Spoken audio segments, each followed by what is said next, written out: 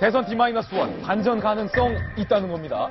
판을 뒤집을 막판 5대 변수를 저희가 심혈을 기울여서 전문가들과의 상의 후에 결정을 해봤습니다. 먼저 5가지 막판 변수 중에 첫 번째 변수를 공개합니다. 바로 이겁니다. 첫 번째 변수. 투표율 80% 물음표입니다. 내일 대선 선거일인데 애석하게도 비가 온다라는 예보가 현재 나와 있습니다.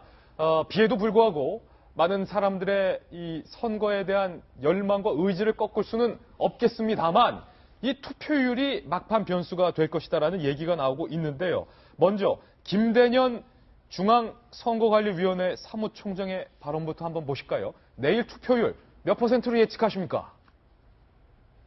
사전 투표율이 26.6%로 역대 최고를 기록한 건 국민의 목소리를 경청해달라는 바람이 큰 것이다.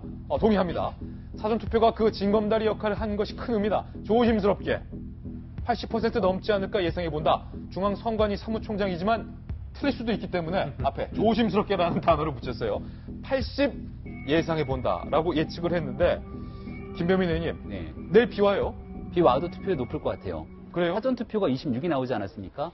2012년 대통령 선거 때는 사전 투표가 없었어요. 근데 그 당시 투표율이 75.8입니다. 그러니까 사전 투표를 통해서 안 할 사람들이 들어온 유입이 어느 정도 있기 때문에 저는 80을 그 정도 한 4% 이상은 충분히 선회할 거라고 보여지고요.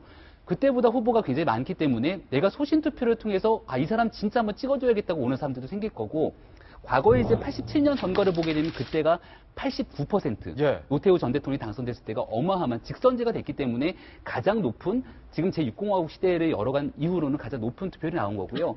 97년도 대통령 선거 때 80.7%가 나왔다고 얘기하고 있는데 저는 감히 예측을 해보자면 한 85% 정도 나올 거로 보여집니다. 85 최종 투표율 네. 나올 거다. 또 어마어마한 투표율이 나오는 거기 때문에 예. 또 상당한 변수가 될 수 있지 않을까. 그리고 85% 정도까지 나오게 되면은 말 그대로 여론조사에 잡히지 않는 사람들이 나오는 거예요.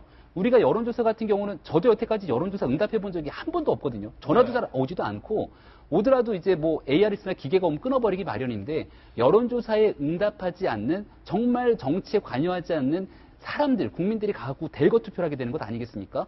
100명 중에 85명 정도가 투표를 하게 된다? 그러게 되면은 여지까지의 여론조사 결과는 조금 다르게 뚜껑을 열기 전까지는 선거 결과를 모르는 막판 예측 불허의 선거가 될 수도 있다, 이렇게 보여집니다. 김영주 전 의원님, 네. 우리가 이번 대통령 선거에서 사전 투표가 도입된 건 이번이 처음 아니겠습니까? 네, 그렇습니다. 그래서 예전까지만 해도 네. 6시 딱 되면 네. 출구조사 결과를 발표하면 그 출구조사가 뭐 거의 다 맞아 떨어지는데 네.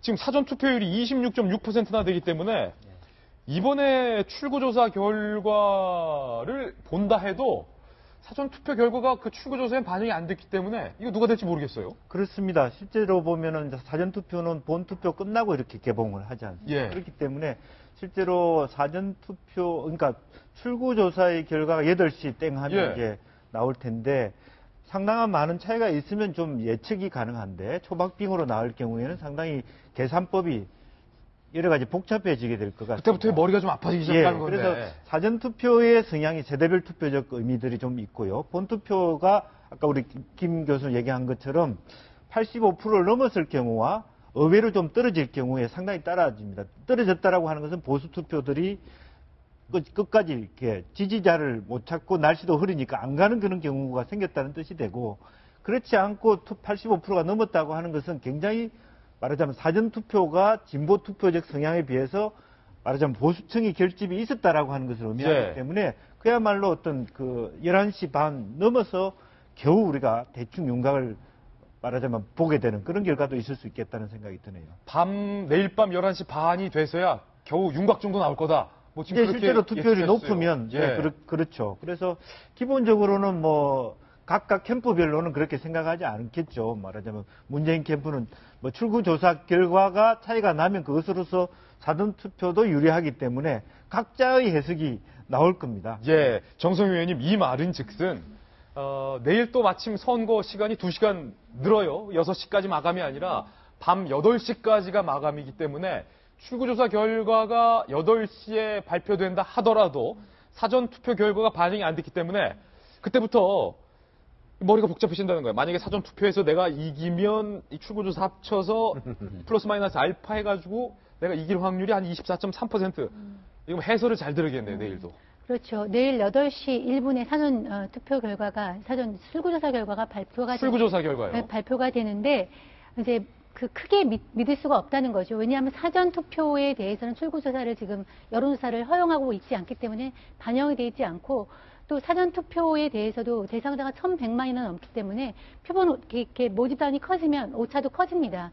그러니까 한다 하더라도 정확하지 않기 때문에 결과는 까봐야지 되는 거죠. 그래서 빨리 나오는 건 11시쯤 나오게 될 것 같고요. 제가 하나 드리고 싶은 말씀은, 저도 투표율이 상당히 높을 걸로 예상이 되는데, 저는 이제 촛불의 어떤 경험, 국민들의 정치에 관심을 가진 그런 거에다 플러스해서 저는 우리 종편 같은 종편 방송, SNS 활동을 좀 꼽고 싶습니다. 이게 국민들이 이런 그 정치 토크쇼를 보면서 정치 의식 수준이 굉장히 많이 높아졌어요. 그럼요. 거기에다가 좀 SNS 활동을 굉장히 많이 하기 때문에 본인이 했던 정치 의식을 숨기지 않고 많이 드러내는 욕구가 있습니다. 이래서 뭐 번호도 1번, 2번 찍고 이렇게 올리지 않습니까?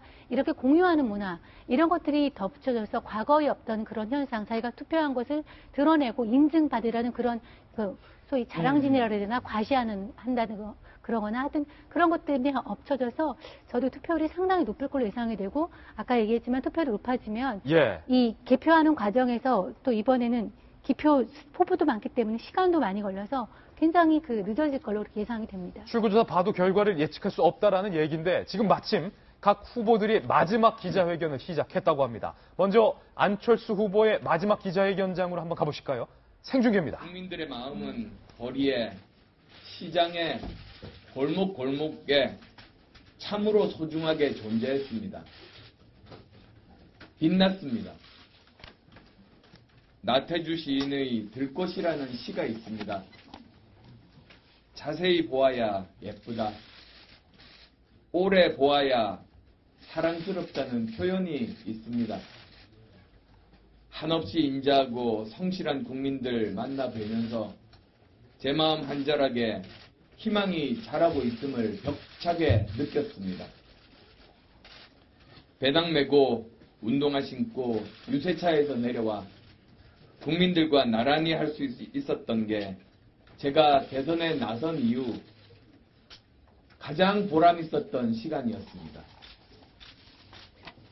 국민께서는 참 스승이셨습니다. 이 나라 국민들께서 지금껏 이끌어왔듯이 국민께서 제가 나아갈 길도 가르쳐 주셨습니다. 뭐라 형언할 수 없는 고마움을 느낍니다. 제가 걷는 동안 페이스북과 유튜브, 카카오톡을 통해서 제가 움직이는 장면을 생중계했습니다. 가장 전통적인 걷기와 안철수 후보의 마지막 기자회견장 갔다 오셨습니다. 자세히 보아야 이쁘다라는 시 구절도 인용하면서 뚜벅이 선거 운동을 했던 소감을 밝혔는데요. 지금 이 시각 동시간대에 홍준표 후보가 마지막 기자회견을 갖고 있습니다. 이번엔 홍 후보의 기자회견장으로 가보시죠. 생중계입니다. 바친 우리 아버지, 어머니의 희생과 헌신이 자유대한민국이 지켜야 할 정신이고 가치입니다. 이웃을 위한 희생, 국가를 위한 헌신이 존중받는 사회를 만들도록 하겠습니다. 내일 우리가 함께 여는 대한민국은 돈과 빼기, 성실과 정직을 이길 수 없는 나라입니다. 때법이 준법을 이길 수 없는 그런 나라입니다. 선정과 구호가 선의와 침묵을 이길 수 없는 그런 나라입니다. 가면과 위선이 담대한 정의를 이길 수 없는 그런 나라입니다.